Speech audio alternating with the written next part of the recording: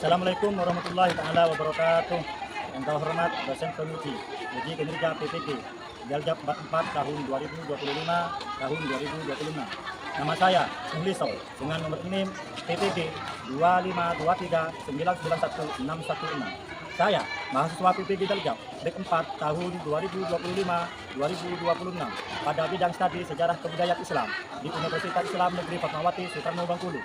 Saya berasal dari FI Ansarus Salafiyah, Dusun Tengah, Desa Geron, Kecamatan Rokok, Kabupaten Pamekasan, Jawa Timur.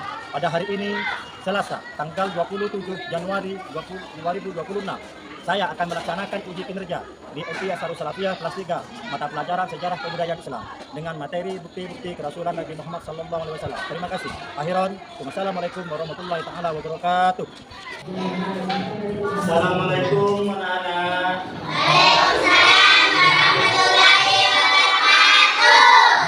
Gimana kabarnya? Alhamdulillah, luar biasa. Allah Akbar.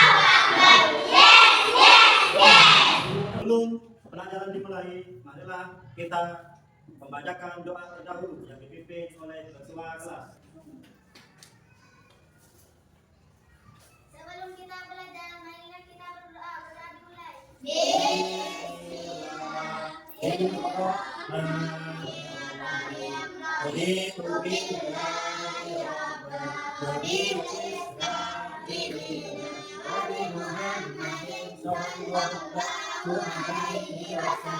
Kita harus menyanyikan Indonesia Raya. Semua siswi harus berdiri. Indonesia tanah airku, tanah sunta darahku. Di sanalah ku berdiri dan bantu ibuku. Indonesia kebangsaanku, bangsa dan tanah airku. Marilah kita bersatu, Indonesia bersatu. Bapak akan absen dulu ya.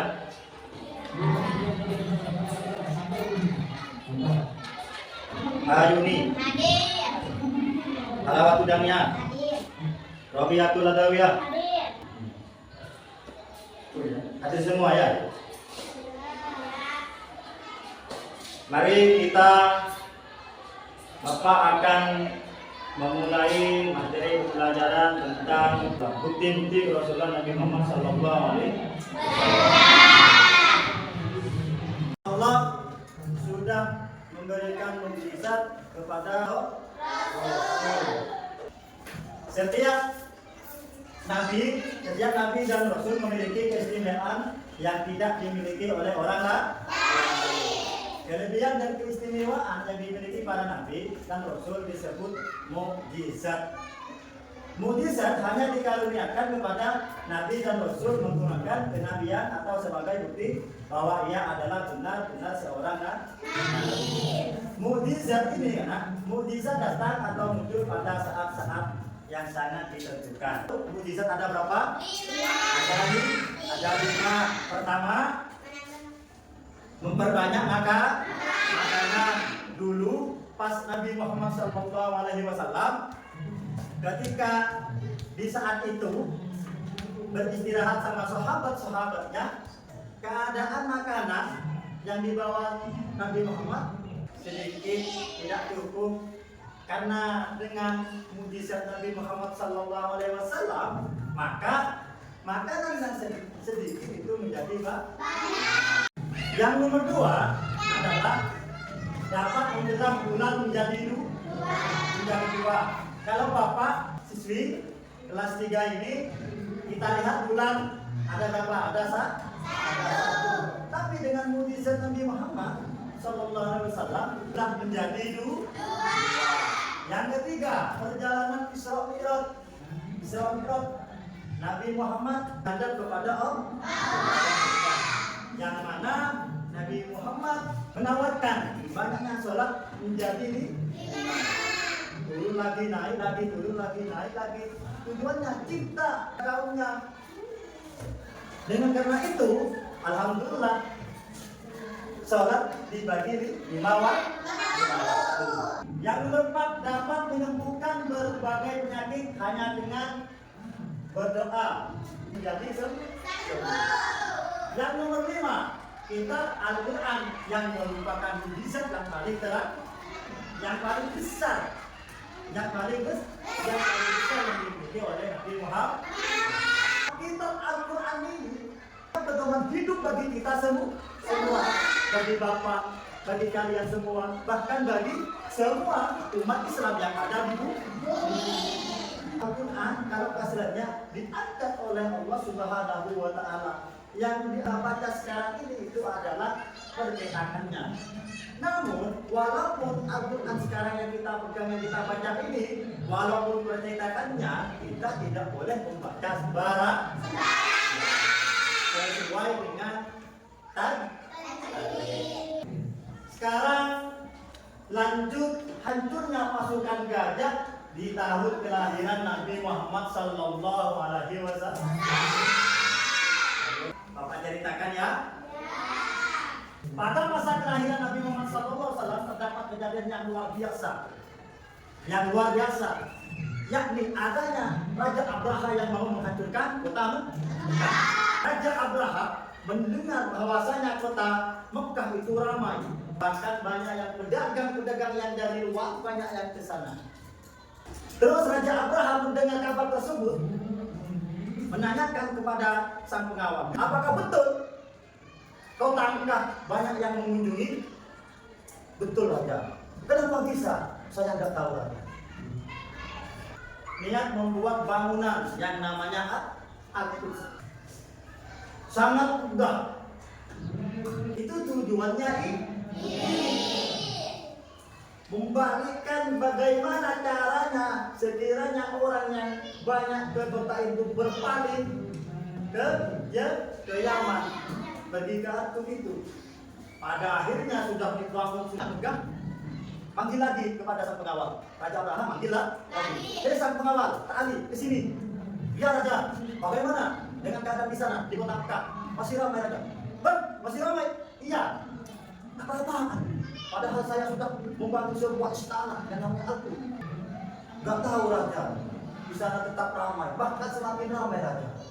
Raja, ayo, sang pengawal, kepada semua pengawal-pengawal yang lain, mari kita pergi ke kota Mekah, hancurkan kota Mekah. Kata siapa? Kata Raja Abraham. Pada akhirnya semua orang itu dipanggil. Ada yang menunggangi gajah, termasuk Raja Abraham sendiri menunggangi gajah. Pergi ke kota Mekah, di sebuah perjalanan ketemu sama pengembala unta. Hei pengembala, ke sini. Untanya diambil. Untanya pengembala itu diambil. Pengembala untanya kakeknya Nabi Muhammad, Abdul Muthalib, diambil. Sampaikan kepada ketua yang di sini, ketua penduduk Mekah, bahwasanya Raja Abraham akan menghancurkan, akan mencabik-cabik di kota ini. Pada akhirnya pengembala takut. Sang pengembala itu lalu pergi masuk ke kota Mekah, mengabarkan bahwasanya Raja Abraham mau menghancurkan kota Mekah. Ya Abdul Muthalib, ya pengembala, itu ada raja di sana yang menghancurkan kota Mekah. Takut semua. Abdul Muthalib, kakeknya Nabi Muhammad, menemui Raja Abraham. Iya Raja, ada apa? Hei, sampaikan ke semua masyarakat kota Mekah, pergi dari sini. Pergi, saya akan menghancurkan. Kalau tidak pergi, akan bunuh semua. Apa jawabannya Abdul Muthalib? Jawabnya seperti ini, kurang lebihnya seperti ini. Ya Raja, kalau saya tidak memiliki kota Mekah, Ka'bah ini dimiliki Allah Subhanahu wa Ta'ala. Karena Allah lah yang memilikinya. Tidak ada satupun yang memilikinya Ka'bah. Kamu menentang? Saya tidak menentang. Rumahnya masih baru. Tunggu sampai besok. Kalau besok ada masyarakat yang masih tinggal di kota Mekah, saya bunuh. Akhirnya si Nabi Muhammad SAW, Abdul Muthalib, lalu Pulang ke kota Mekah, kumpul bersama masyarakat yang ada di sana, ketakutan semua. Lari. Ada yang bersembunyi di pegunungan, ada yang bersembunyi di sebuah pepohonan. Sepi kota Mekah. Berangkat Raja Abraha sama rombongannya, sama pengawalnya dengan menunggangi gajah.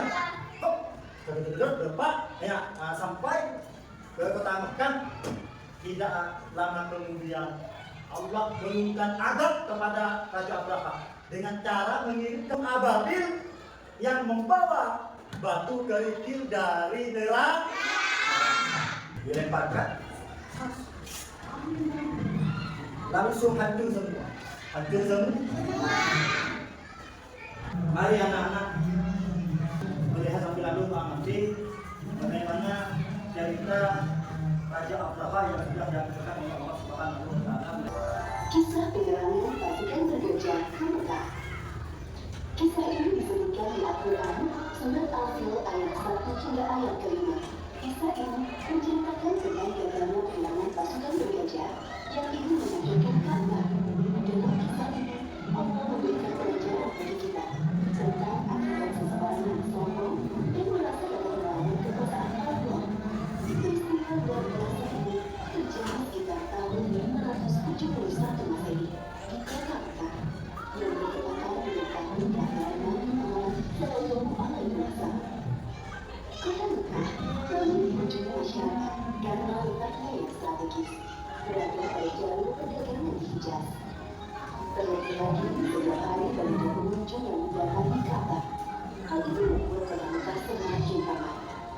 Sementara itu, bersama Abraha yang mendapat kisah pembukaannya di kota San'a merasa iri dengan keramaian kota Mekah. Dia berpikir bagaimana caranya agar kota San'a lebih ramai dari kota Mekah. Abraha memiliki ide untuk membangun gereja yang megah.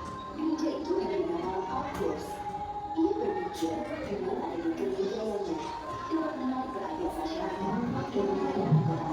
Wahai kawan, bagaimana perkembangan kota San'a sekarang setelah dibangun gereja Al-Quds? Apakah mengulangi dari kota Mekah? Maaf tuanku, walaupun tidak sudah membangun gereja yang megah, orang-orang tetap ramai mengunjungi Ka'bah. Apa? Baiklah kalau begitu, kita akan hancurkan Ka'bah. Siapkan pasukannya bisa? Besok kita berangkat menuju Mekah. Siap tuanku. Keesokan harinya, Abraha bersama para prajurit bersiap untuk menyerang Ka'bah.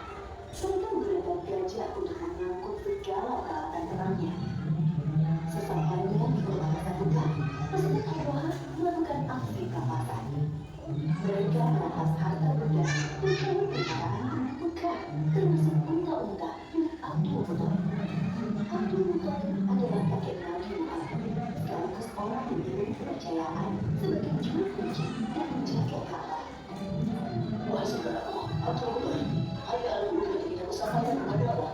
Ada apa wahai saudaraku? Kenapa atas putus senang-senang? Ada seorang yang bernama Allah. Mereka berdiri lama bersama pasukan yang besar. Mereka memberi gajah dan merampas harta serta kendaraan, termasuk menghapuskan orang dan diriku. Abdul Muthalib bergegas menunjukkan Abraha ke pasukan untuk menanyakan kebenaran kabar itu. Wahai Abraha, apa tujuan Tuhan berhadapan dengan membawa pasukan yang besar ini? Aku bukan ingin menghancurkan Ka'bah. Ka'bah telah membuat orang-orang tidak mau mengunjungi kota San'a. Padahal kami telah membangun gereja yang megah dan lebih indah dari Ka'bah. Lalu, apa maksud kedatanganmu? Mari mereka itu. Saya minta karena mereka mengatas surga yang besar. Jadi, kamu tidak berniat untuk menghalangiku menghancurkan Ka'bah mereka itu. Saya hanya memiliki benda, sedangkan Ka'bah bukan punya saya. Ada Tuhan yang menjaga. Baiklah, aku akan mengembalikan ke sekarang, pergilah mari kami. Jangan mengenali aku dan pasukan. Abdul Muthalib kembali ke rumahnya. Kedatangannya sudah ditunggu oleh para penduduk. Abdul Muthalib menceritakan tujuan Abraha datang ke Mekah. Tidak hanya adalah untuk menghancurkan Ka'bah. Lalu sekarang, apa yang harus kita lakukan? Wahai Abdul Muthalib. Setelah ini, kita menyusuri bukit sampai ke arah kota Mekah aman kembali. Baiklah, kamu masih dari kelas-kelas. Abdul Muthalib dan para penduduk mengosongkan kota Mekah. Mereka mengungsi ke daerah perbukitan di sekitar kota Mekah untuk berlindung dari serangan pasukan bergajah. Wahai prajuritku, sekarang adalah saat yang tepat untuk menghancurkan Ka'bah. Maju dan serang! Namun, gajah-gajah itu tidak bergerak dan duduk seakan takut.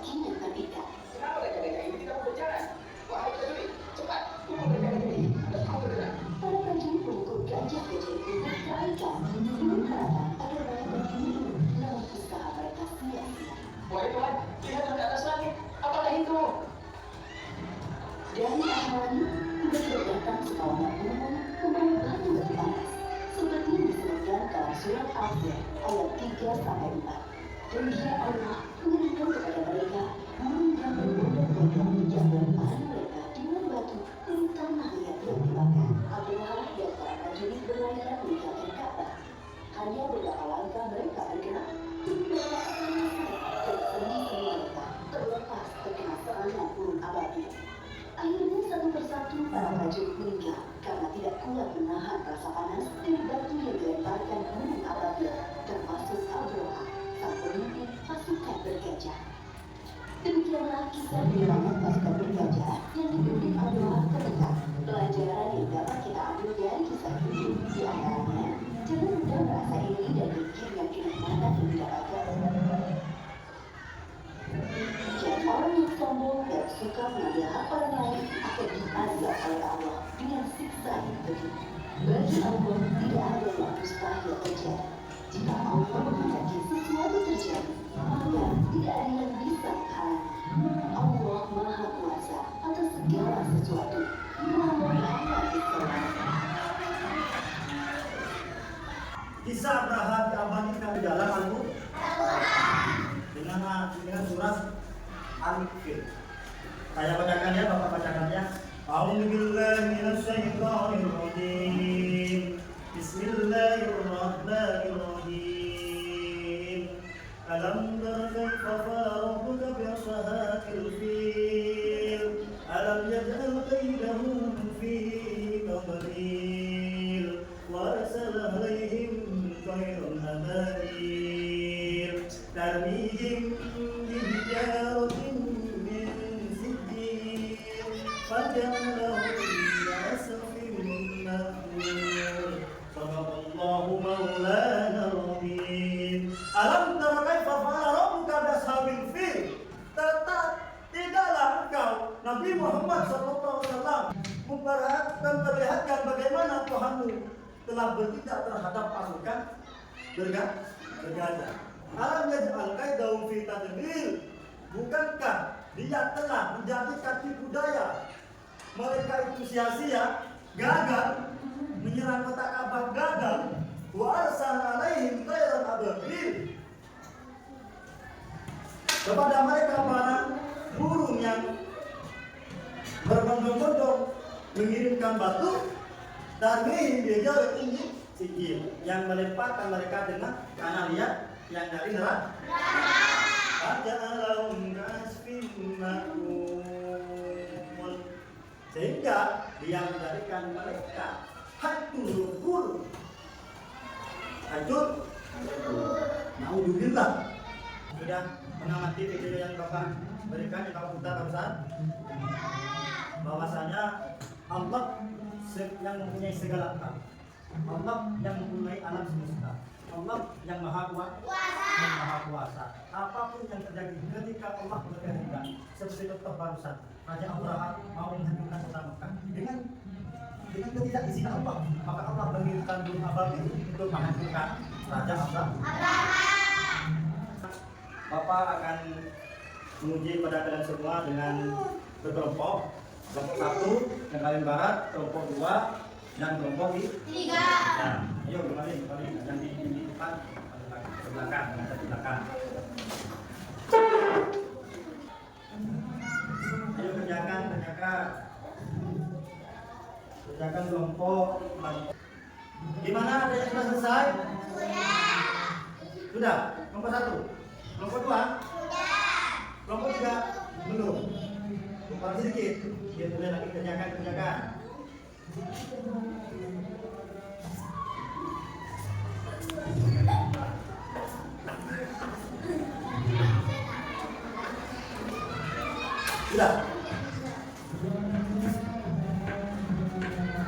Kepada semua kelompok presentasikan ya, mulai dari kelompok 1, 2, dan 3. Ayo kelompok 1 dulu dipresentasikan ke depan.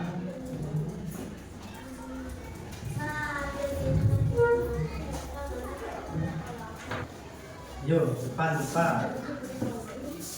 Di tengah ya, itu depan. Kami dari kelompok 1 dan nama saya Bibit, ini Danian, ini Adi. Dengarkan kelompok yang lainnya. Ini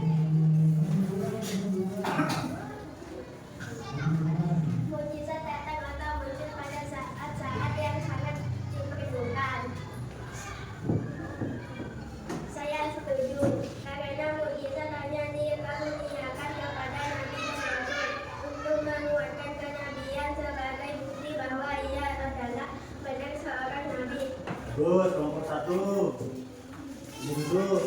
Selanjutnya kelompok 2, ayo dipresentasikan depan. Assalamualaikum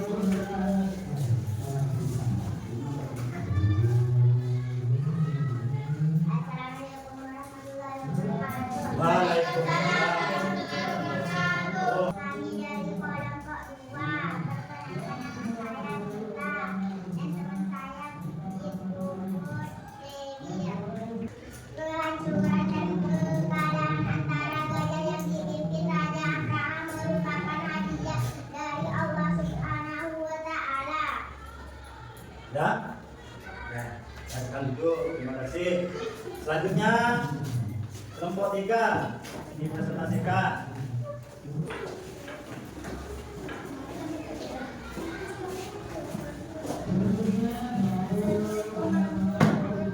Waalaikumsalam warahmatullahi wabarakatuh. Kami dari kelompok 3, nama saya Tata dan teman-teman saya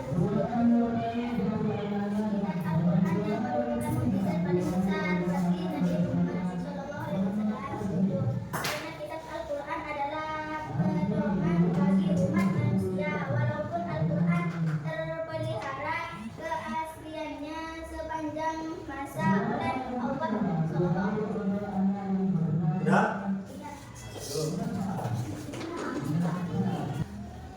Sesudahnya kita mempresentasikan tugas kelompok kita, apa yang kalian rasakan tentang cerita burung ababil. Ayo, apa yang ini Sipri yang rasakan? Yang saya rasakan burung ababil bisa menghancurkan Raja Abraham. Menghancurkan Raja apa? Apa yang kalian kagum dengan kekuasaan Allah? Dengan kekuasaan Allah, burung ababil bisa menghancurkan Raja Abraham. Dengan kekuasaan Allah, burung ababil bisa menghancurkan serangan Raja Abraham dengan membawa batu keris. Bagus. Dengan cerita tersebut, kita harus lebih sayang lagi, lebih cinta lagi, bahwasanya Allah telah menjaga kiblat kita, menjaga Ka'bah kita, yang bagaimana kita melakukan sholat menghadap ke menghadap Ka'bah yang ada di kota menimbulkan ya, rangkuman ya, kelebihan dan keistimewaan yang dimiliki para nabi dan rasul disebut mukjizat. Kitab Al-Quran yang merupakan mukjizat paling besar bagi Nabi Muhammad SAW. Yang ketiga, kehancuran dan kekalahan tentara gajah yang dipimpin Raja Abraham merupakan hadiah dari Allah Subhanahu. Sebelum Bapak tutup materi ini, semoga apa yang Bapak sampaikan kepada kalian semoga menjadi ilmu yang bermanfaat dan berkah. Dalam dipimpin oleh ketua kelas.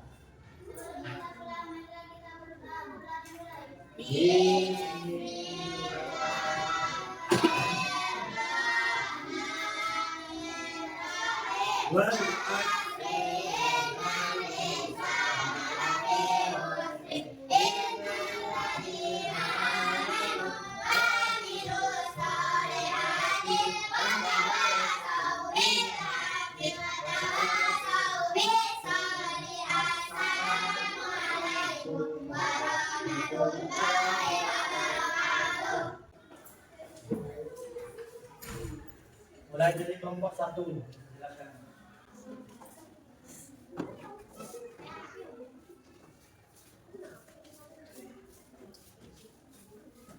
Dua, ambil awal. Bukunya lawan. Bukunya lawan. Kelompok 3.